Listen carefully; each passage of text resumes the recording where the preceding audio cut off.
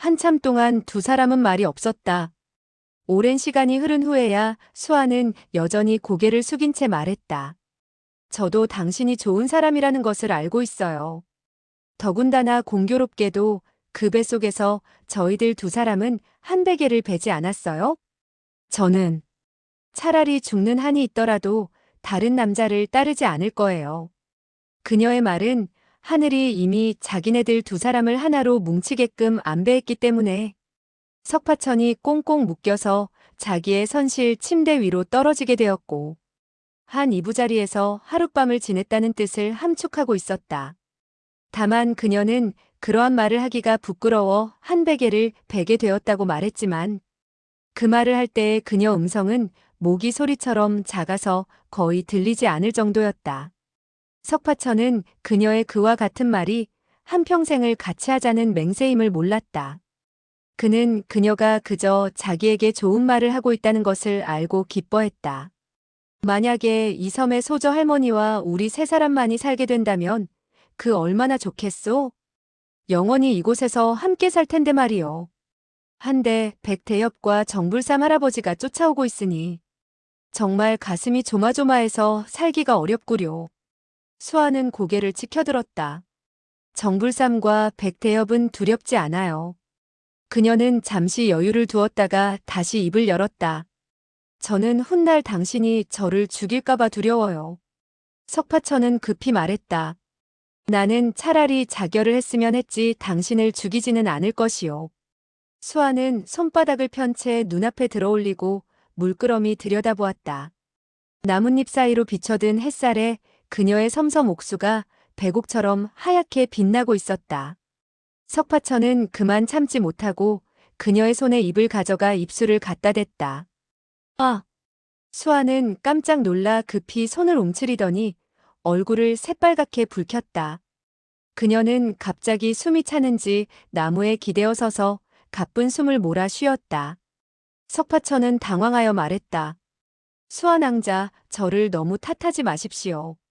저는 당신에게 감히 잘못을 저지르려고 그런 것은 아니었습니다.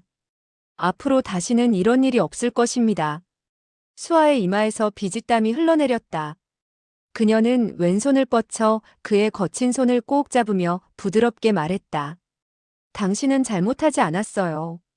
다음에 또 그래도 괜찮아요. 석파천은 크게 기뻐서 그녀의 보드라운 손을 어루만졌다. 그러나 감히 입술을 갖다 대지는 못했다. 수아는 호흡을 조절하더니 말했다. 당신이 저와 할머니의 막힌 혈맥을 타통시켜주고 있지만 언제나 정상으로 회복이 될는지 걱정이 돼요. 석파천은 주아인마와 운기행공에 관해서 잘 몰라.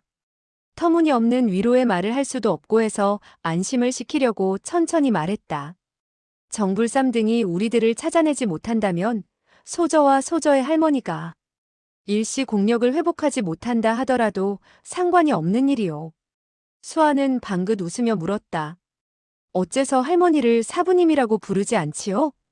그분은 금오파의 대사조이신데 오라버니는 사부님이라고도 부르지 않을 작정이세요?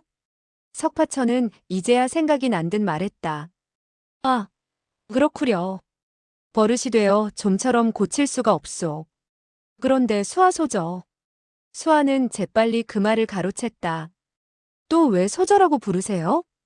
저에게 그토록 딱딱하게 대할 필요가 어디에 있어요? 석파천은 말했다. 그렇지, 그렇지. 그런데 어떻게 불러야 할지 나에게 좀 가르쳐 주구려. 수아는 얼굴을 붉히며 속으로 생각했다. 수누이 또는 수메라 불러야 옳겠지. 나는 그를 오라버니라 부르고. 그녀는 부끄럼을 많이 타는 처녀였다. 차마 그 말을 입 밖으로 내뱉을 용기가 나지 않았다. 오라버니는 나를 수아라고 부르면 돼요. 한데 내가 오라버니를 어떻게 불러야 하죠? 석파천은 빙그레 웃으며 말했다. 그대가 부르고 싶은 대로 부르구려. 수아는 웃으며 말했다. 그렇다면 내가 커다란 송편이라고 불러도 화를 내지 않을 거예요? 석파천은 웃으며 말했다. 좋을 대로 하시오. 내가 어째서 화를 내겠소? 수아는 간드러진 음성으로 불렀다. 커다란 송편. 석파천은 대답했다. 왜 그러오? 수아. 수아는 크게 기뻐서 대답을 했다. 저를 부르셨나요? 두 사람은 서로 쳐다보고 웃었다. 마음속에 무엇라고 형용할 수 없는 흐뭇한 감정이 밀려왔다. 석파천은 다정히 제의했다. 서 있기 피곤할 테니 우리 앉아서 이야기하도록 합시다. 두 사람은 나무 아래 나란히 앉았다. 어깨로 드리워진 수아의 길다란 머리카락이 햇빛을 받고 반짝반짝 빛났다. 그녀의 오른쪽 머리카락은 바람결에 석파천의 가슴팍에서 살랑거리고 있었다. 석파천은 그 머리카락을 손으로 가볍게 쓰다듬었다. 수아는 조용히 입을 열었다. 사오라버니, 만약 제가 오라버니를 만나지 못했더라면 저와 할머니는 양자강의 물고기 밥이 되었을 거예요. 지금 이 시각의 행복도 누릴 수 없을 거예요. 석파천은 정색을 하고 말했다. 만약 수아를 태운 배가 마침 내가 탄 배를 스치고 지나가지 않았더라면 나는 아마 이미 양자강의 강물 속에 빠져 죽었을 것이요. 그는 자기 나름대로의 생각을 피력했다. 이렇게 조용히 세월을 보내면 즐겁지 않겠소? 그런데 어째서 무공을 배워 서로 죽고 죽이고 하는지 알다가도 모르겠구려. 수아는 차분하게 대꾸했다. 무공은 반드시 배워야 해요. 이 세상에는 나쁜 사람이 너무나 많으니까요.